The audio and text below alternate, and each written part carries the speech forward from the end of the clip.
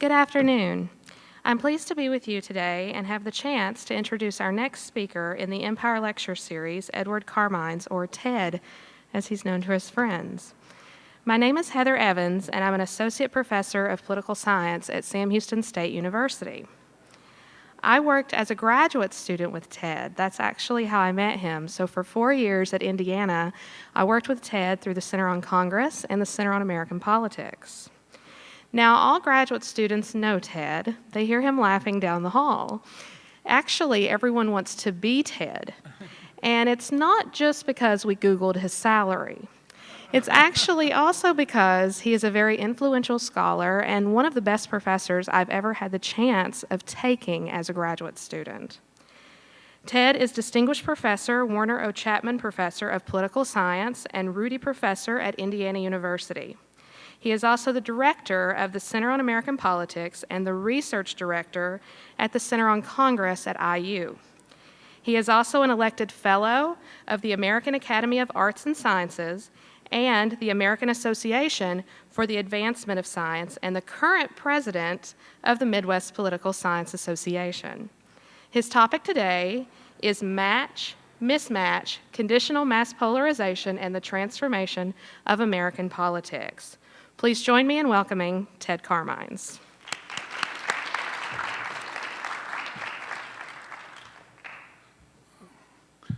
Thank you very much, Heather. I really appreciate that. And thank you for all coming out for this, which will be a very short lecture, so we can get off to the baseball game with any luck after this. So thank you for coming out on such a beautiful day. I'm not sure I would have done it for anyone else, so I appreciate you doing it for me. Let me say first and foremost that the research that I'm going to report on today is actually joint research. It's with Mike Ensley of Kent State University and Mike Wagner from the University of Wisconsin. Mike, stand up for a minute. So if you have any particularly difficult questions, I'll turn them directly over to Mike, and I'm sure he'll be able to answer them for you. Today, what I want to do, very briefly, is to outline what we refer to in our work as a conditional mass polarization, a theory of conditional mass polarization. And the topic that we're dealing with, which has, of course, been widely investigated over the last several decades, is how has the American public responded to partisan, that is to say, elite political class polarization. So first I want to do is take you through the kind of outline, our theoretical argument, and then show you some evidence that bears on this theory. So let me just begin by quickly going through the kind of theoretical perspective that we developed and how it relates to what's already in the existing literature. So our beginning point is really the very well documented at this point partisan polarization over the nearly last half century of American politics. And there are two big characteristics, major characteristics of this partisan polarization. The first is that it is something that, a phenomena that has increased dramatically over the last 4 to 5 decades, beginning in the early 70s, documented especially in Congress, but now increasingly in a variety of other political arenas. The political class, if I can use that term, that might include not just the Congress, but other elite and activist political actors, have become increasingly polarized. In fact, from what we can tell from congressional roll call votes, polarized to an extent that goes back to the former 19th century. So a dramatic increase in polarization. The other major characteristic of this current development of polarization is the vast array of different issues that fall within this polarization. That is, that fall within a single dimension of left-right, liberal-conservative conflict across domestic, and I might say increasingly foreign policy and military issues, issues as different as climate change, immigration, spending, taxes, abortion, gay marriage, and on and on. They all fall within a single broad dimension of conflict. The second dimension in the current period hardly explains any additional variance than the first dimension. So this is kind of a remarkable situation because not only has there been this dramatic increase in polarization, but it's encompassed an ever wider array of issues into a single broad liberal conservative dimension, an expansive then dimension, single dimension of conflict. And of course, that for those interested in American politics and those interested in political behavior and public opinion raises the fundamental question, what's the public reacting? How have they reacted to this dramatic increase of polarization on this single broad ideological dimension of conflict? And as you know, probably, there are really two basic answers that exist in the literature today. One is that, in fact, what's happened is that the public has increasingly become polarized themselves. Perhaps not as polarized as elites and activists, but nonetheless, they are mimicking the polarization that we find in the elite activist circles. And this is especially true among those of the politically interested and informed and sophisticated. But contrary to this, in fact, directly in contradiction to it, is a second perspective that argues that basically there's been very little, if any, polarization in the public, that what we have instead is that the citizens have become more ideologically sorted, but not polarized, and that, in fact, the electorate as a whole remains remarkably moderate and increasingly disconnected from this elite polarized system. Now, our perspective that we try to develop in our research is that while both of these perspectives are correct, they also are partial explanations of this existing phenomenon. And what we focus on is the extent to which the structure of issue attitudes, policy preferences are different fundamentally between elites, activists on the one side, and the public on the other. And what I mean by that is that following along in what we already know, the social and economic issue preferences of elites are closely tied together and do, in fact, collapse into a single dimension. But this is not the case with the public. They are related, perhaps even increasingly related, but they remain two distinct ideological issue dimensions.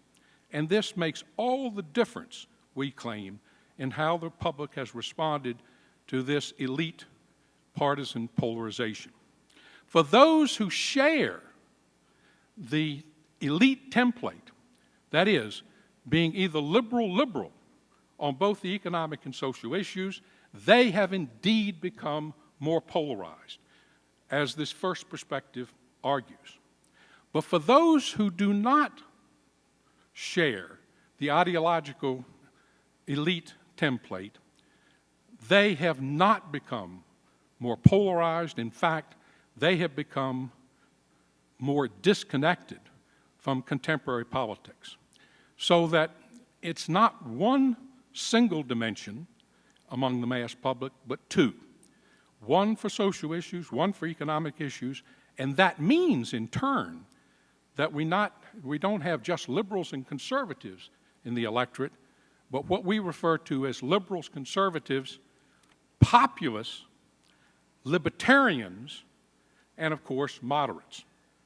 And that there's enough of the latter three to make a big difference in the nature of American politics. So, what we try to demonstrate is that there are really two contrary trends going on in American politics. One that, in fact, does show increased polarization, but a second that shows no or little increase in polarization on most indicators, and, in fact, a growing disenchantment with contemporary American political parties and with conventional politics more generally. So it's these two contrary trends that are, in fact, leading to a new, if we might say, cleavage in American politics, not between Democrats and Republicans, and not between liberals and conservatives, but superimposed on that, this trend between those who are more connected and are indeed the wellsprings of the current American party system, and those who are disenchanted with it and are increasingly bystanders in terms of conventional political American politics. So our argument then is that mass polarization is not inevitable, universal, or categorical, but rather conditional, contingent, and partial. It is occurring, but only among those citizens, or primarily among those citizens, who share the ideological space or structure of party elites. But first I need to do a few preliminaries to share some of the evidence with you. I won't have time to go through all of the evidence, but on several different key things about partisanship, about voting, and about participation, I want to demonstrate to you, illustrate to you, how this kind of differentiate between these two groups. But first, let me go to this. It's important, of course, we know that there's a single dimension, but it's important that that be also demonstrated in terms of social and economic issues among party elites. Here are the distribution of senators in terms of economic and social issues. These are interest group ratings, and you can see the very clear, main diagonal. Virtually all the Democrats down here, that is to say, that they're liberal on economic issues, liberal on social issues. Virtually all the Republicans up in the right corner, they're conservative on both. There's a couple in the middle, although both of the ones that are directly in the middle got beat in the next election, I might tell you. So that tells us something about the nature of this elite polarization. That's in terms of the Senate. This is in terms of the House. A lot more members of the House, a little more difficult to show in the different year, 2009 and 10, but showing virtually the same thing, all right? That there really is a single dimension on issues like economic issues like taxation, the role of government in terms of providing health care, education, all of the things that we think about in terms of the economic dimension, and the social dimension primarily having to do with gay rights, with abortion, with prayer in school, with the role of religion in society. In other words, the extent to which the government should enforce traditional social values, and those who feel that the government should not do so. So we can see that, indeed, for elites, this is exactly as we'd expect, given the powerful one-dimensional structure of elite public opinion. But when we come to the mass public, this is the kind of model that we want to look at. In other words, that we want to differentiate between those liberals and conservatives, with moderates in between, that are conservative, and liberal, off the main diagonal of American public opinion, but also the off-diagonals, the populists, who are conservative on social issues but liberal on economic, and libertarians who are just the opposite. And if we follow that one step further and actually look at this is 2012, the American National Election Studies. I won't go into exactly how we derive this, but the point is that looking at these specific issues on these two dimensions, I hope you can see from here that yes, indeed, there are lots of conservatives and lots of liberals in the electorate, but there are also lots of moderates. Maybe that's not surprising, but there are quite a few, shall we say, of those who are in the off-diagonals, that is, populists up in the left corner and libertarians down in the bottom.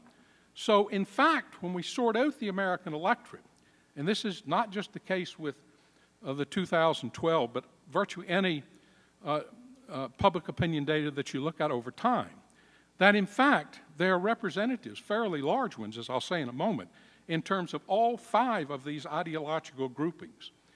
And here you can see, roughly speaking, this is from 72 to 2012, what you find generally across these different American national election studies is that about 50% of the electorate can be described as being liberals or conservatives, and 50% are either moderates, populists, or libertarians. Interestingly enough, moderates only make up about 15% on the average of that off-diagonal policy space. The other 35%, roughly speaking, are made up between libertarians and populists. My point is that this is not simply a fringe group of people in the electorate who have these heterodox issue orientations. In fact, they make up over a third of the electorate. Now, I'm not talking about voters, I'm talking about people in the public, which is important to differentiate, of course. But the point is, it's not a minor part of American politics. It's I would say, a significant and consequential part of American politics. So, if we just look, I want to talk about several different pieces of evidence about how they've reacted to elite partisan polarization. So, first I want to talk simply about show you some things about in terms of partisan attitudes. And here, these are simply the differences in the likes and dislikes questions, open-ended questions that we've computed a scale for, and looked at the partisan differences in likes and dislikes. And it's interesting, if you look over here at 72, you can see that here the differences. Liberals have the strongest, differences between the likes and dislikes in favor of the Democrats against the Republicans. But conservatives aren't even second. In fact, they're the lowest of the 5 ideological groups in 1972. Now, you trace them across the years from 72. Here we have up to 2004. It's a little questions change after that. But by the time we get over even to 2004, what we see is that liberals and conservatives have become the most polarized in terms of their relative differences in their likes and dislikes. And the 3 other groups that I've mentioned, libertarians, here we say communitarians, forget about that, and moderates are not so. They are not nearly as polarized. Here's another question that you can look at in terms of partisan attitudes. This has to do with, do you care which party wins the presidency? Now, all groups have become more interested in this, even these heterodox voters with heterodox political preferences. But again, you see, by the time we get out to 2012, it's the liberals and conservatives in the electorate that are most concerned about which party wins the presidency. Here's another piece of evidence in terms of the difference in the partisan feeling thermometers that's in the ANES. And again, we see that they're bunched up in 2080, which is early as we can use this data. And again, they're not in any particular category. That by the time that we get out here to 2012, we see again, liberals are at the top, but conservatives are next, and the other 3 groups are below them in terms of their polarization, in terms of the feeling thermometers. And finally, take a look. We do a lot in the larger manuscript of which this is a part, looking at party identification. Of course, the one concept we might say that political scientists have ever contributed to the popular political commentary. And here, look at 1972, bunched together, in terms of, here are the differences in the partisan identification. By the time that we get out, you would see exactly what you'd expect to see from the other figures that I've shown you. And that is that the conservatives have moved very much toward the Republican side. The liberals in the electorate have moved much toward the Democratic side. And in between are the 3 groups that I've mentioned. That is the libertarians, the populists, and the moderates. So my point here simply is that if we look at a variety of different indicators of partisanship, including party identification, we see this change that I've talked about, where the liberals or conservatives are far more responsive to elite polarization than are moderates, libertarians, or populists. Well, let's take a little look here. This is in having to do with voting. I'll show you a variety of evidence about this quickly. Here's changes in presidential party vote choice from 2000-2004 in the ANES panel. And you can see that conservatives and liberals change very little, which is exactly what you expect because they're anchored to their parties. Moderates, libertarians, and populists especially change quite dramatically across this panel, as what you would expect because they're caught between, they're conflicted, they're cross-pressured between the two parties given their ideological issue orientations. And if we look at here's a predicted probability of a universal Republican presidential vote. This is from 84 to 96, and you can see, again, the same kind of pattern. That is, in the liberal, it's very unlikely that there'll be this vote. For the conservatives, it's quite likely that they will vote.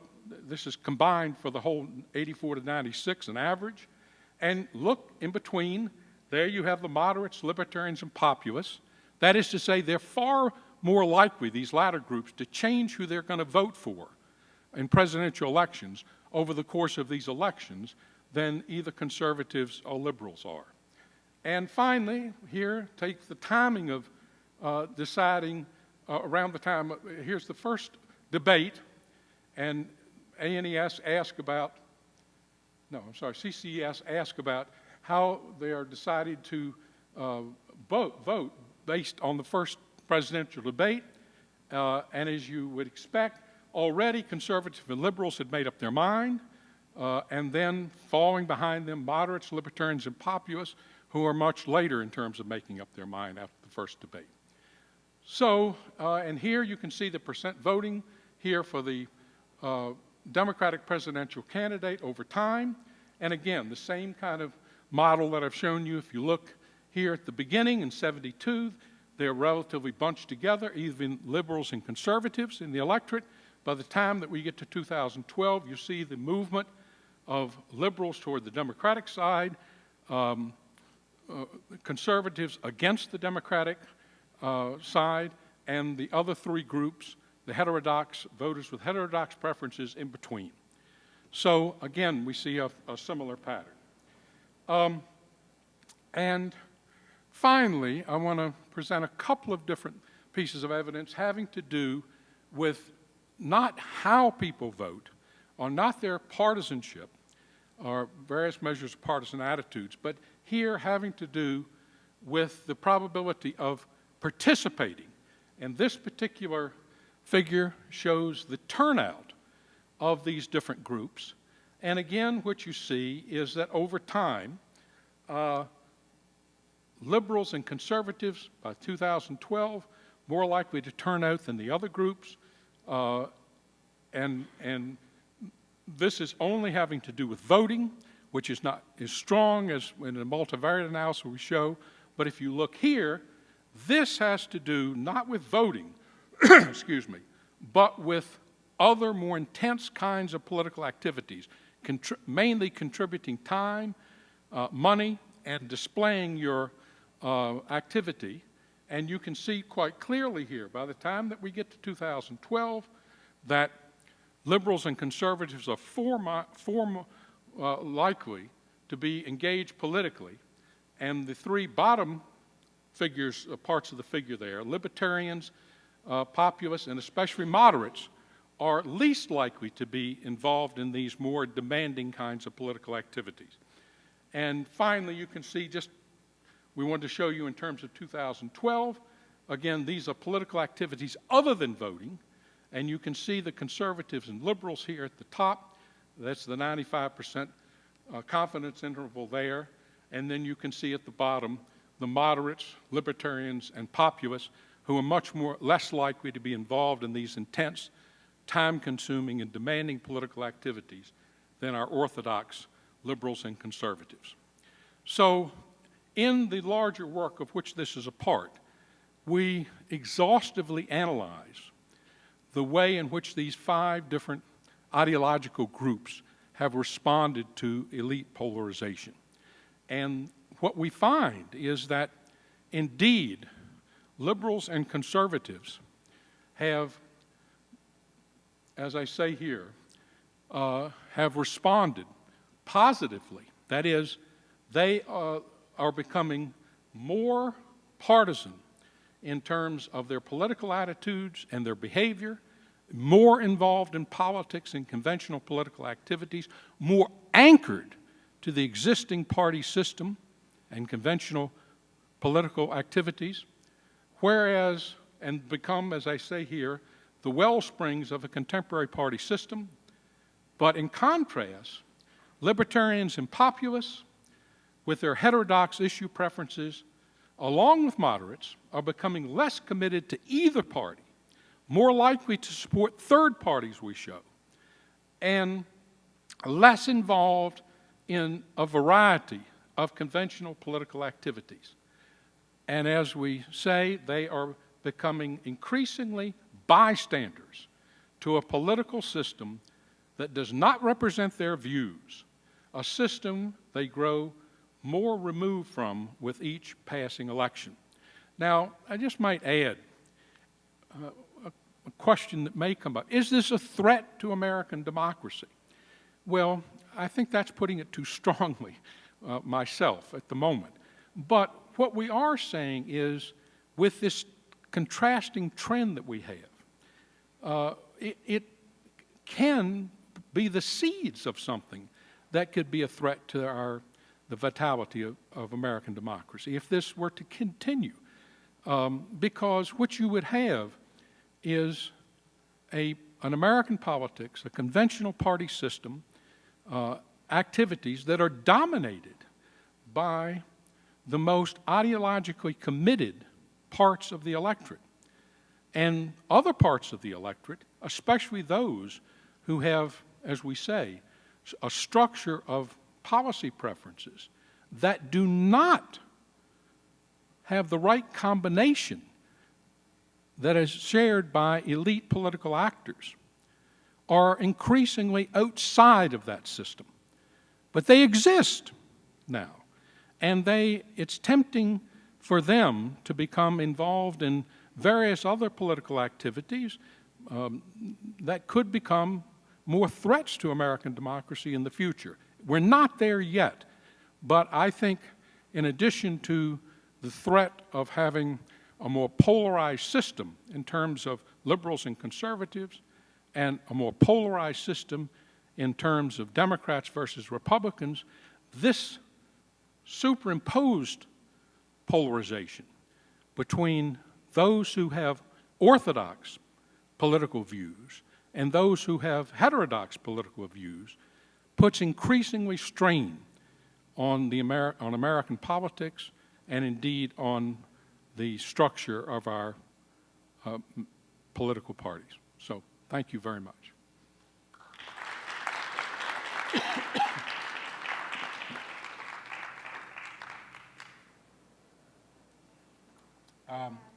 Time for questions from the audience. Questions and comments, and I'll do my best to answer them. I want to compliment you on your masterful presentation. I enjoyed it very much. The question I have is, you have these 5 different groups: liberals, conservatives, populists, libertarians, and moderates. How do they break down in terms of race, ethnicity, and immigration status? Good.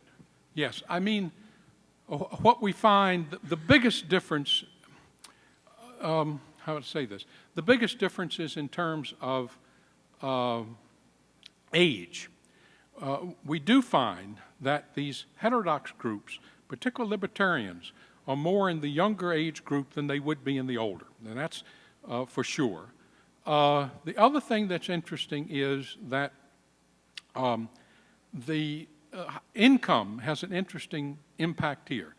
It's clearly the case that those that are conservative and those that are libertarian have higher incomes than the others, 3 groups. So it varies across. We also analyze it by region, more populous and conservatives in the South and the non-South and so forth. So there's some interesting patterns, but those are the principal differences that exist.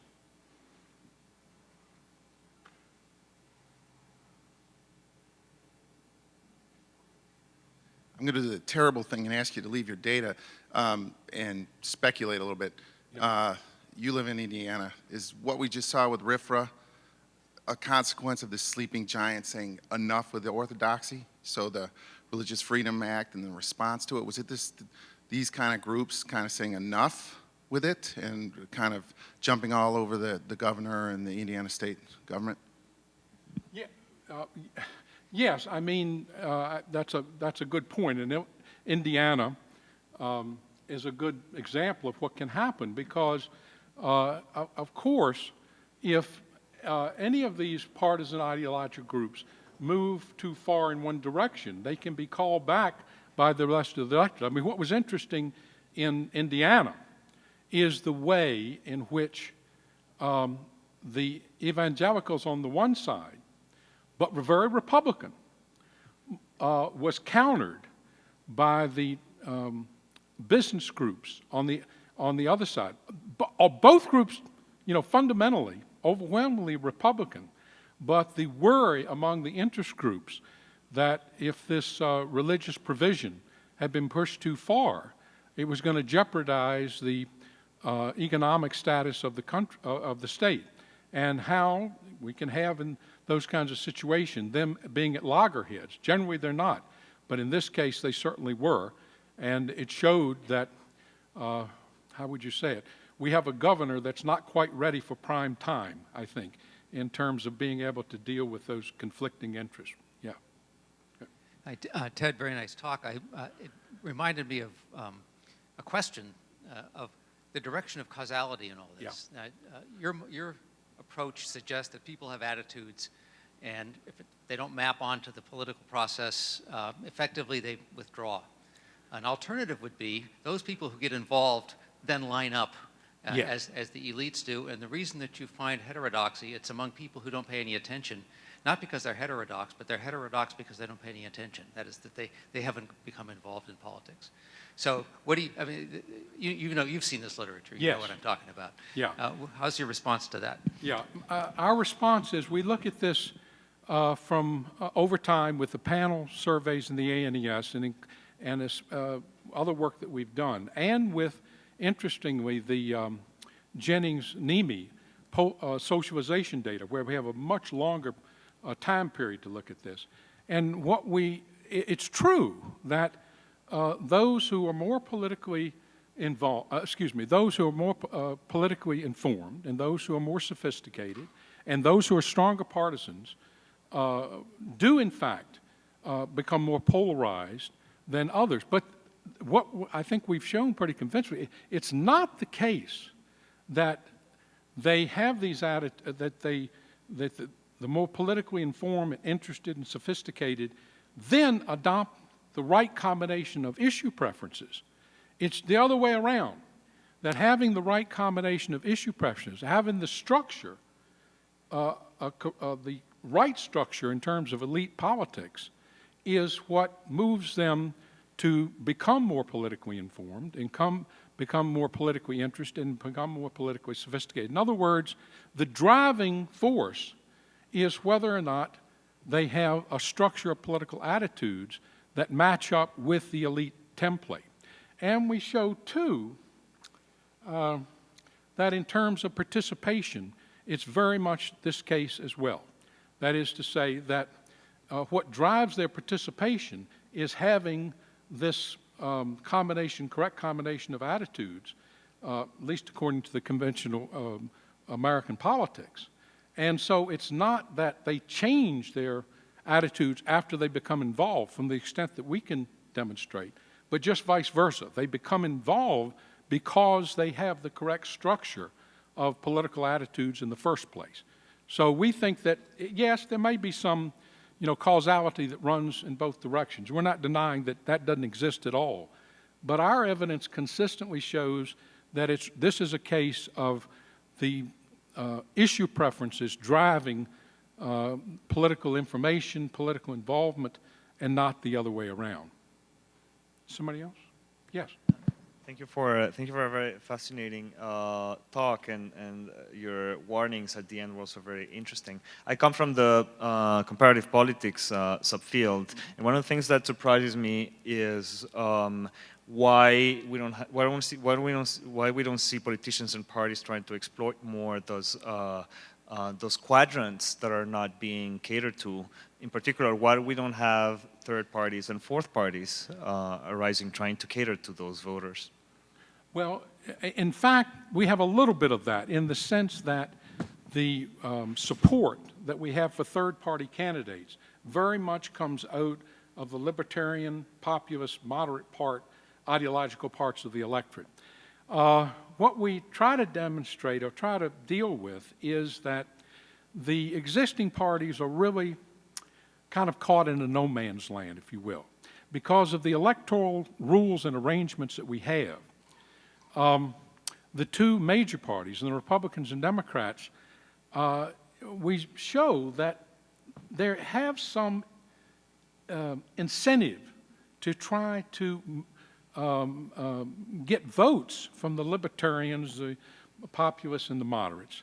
But they also have to be very careful, because to the degree that they try to structure their strategies that way, they also put in jeopardy the ideological basis of their party. So they're kind of caught, you know. On the one hand, they're not likely to build a majority by simply becoming more committed to their ideological core. On the other hand, if they're not sensitive to that ideological core and try to be too aggressive in picking off these flanks, these ideological flanks that exist, then it may not be that the ideological core would turn against them, but they might sit out the election, and their most intense supporters and donors could become alienated from them. So it's a very delicate strategic situation that the existing parties are in. And that's, I mean, it's interesting to speculate what this would look like in a more proportional multi-party system where you wouldn't have this, first past the post demands that you have in American politics. Yes. Yeah, this follows up on the last two questions, sort of trying to see how this maps out. How do you see Rand Paul's constituency in terms of this typology? And can he, or is he trying to bridge that gap you're talking about where he has a core constituency, but he's going to have to at least attract within his party enough other areas, and then could he ever win an election in the larger electorate? Yeah, no, I think, watching what Senator Paul is going through is fascinating, given this.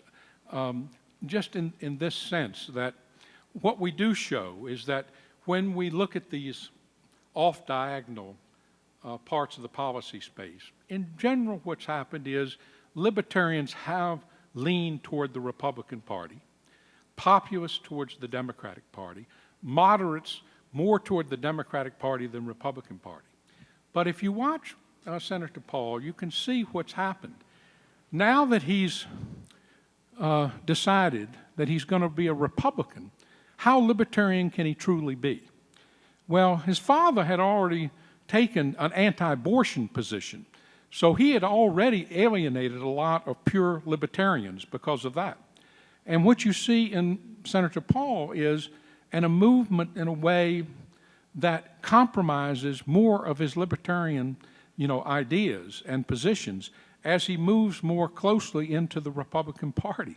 So that, maybe he's skillful enough that he'll be able to bridge both the, his libertarian supporters and the more conservative parts of the Republican Party. But it's not clear he's going to be successful. And indeed, it may turn out that as he becomes, he's got this kind of duality, this tension. He wants to be a libertarian, but he also wants to win. And to win in the Republican Party, being a pure libertarian is not a strategy for that. And you can already see on, his defense proposals, for example, about spending, how he's backtracked, in fact, contradicted himself. First, proposing a large decrease in the defense budget, and then suddenly, all of a sudden, he wants to spend more money than President Obama's asking for. And if you look at this, you can see what kind of pressure he's under in terms of becoming a more conventional conservative Republican, but at the same time trying to retain that enthusiasm among the especially young libertarian voters. It's not easy, and of course he's not finding it easy in order to make that happen. Yeah, thank you. Thank you. I'm wondering if you would, I'm right here. I'm wondering if you would be able to say something about the geographic distribution of populists and libertarians.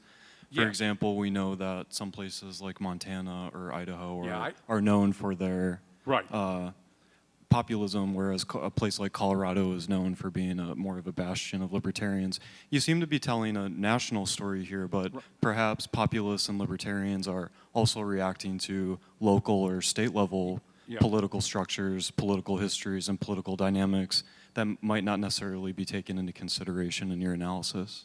Yeah, no, that's a very good point, and that's something that I think in the future we would need to look at more closely.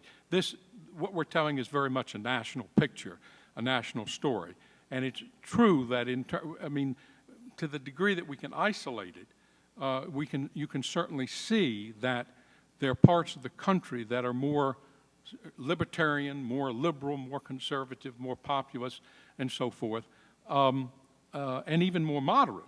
But we have not looked, closely at the state-by-state political cultures to see in terms of their profiles on this.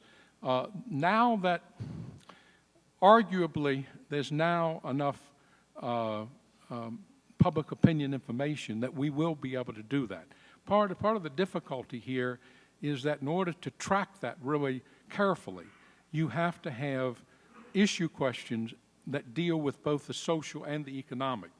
And up until recently, we've not had very many of them that are really adequate, multiple sets of questions at the state level. But that's increasingly no longer, not a limitation. And so that will be a direction for future research, whether we do it or someone else pursues it. But it's definitely something that I think would add a lot to American politics. Okay, due to time, that's going to be our final question. Thank you all for coming out, and join me in giving a hand to Ted Carmines. Thank you very much.